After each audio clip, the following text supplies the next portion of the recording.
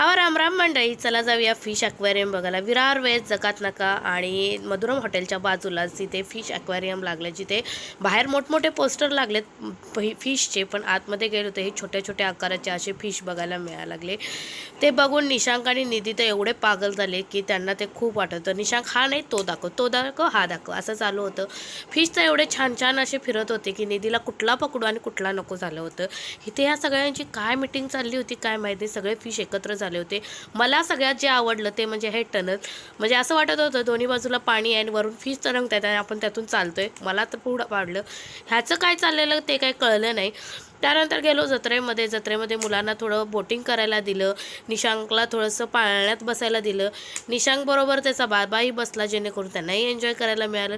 घरी आलो, जेवायला दिलं तर निशांकने पुरणपोळी अख्खा घरभर केली. ती कुणी साफसफाई करायची यावरती आमचा वाद झाला आणि हा व्हिडिओ इथेच एंड झाला.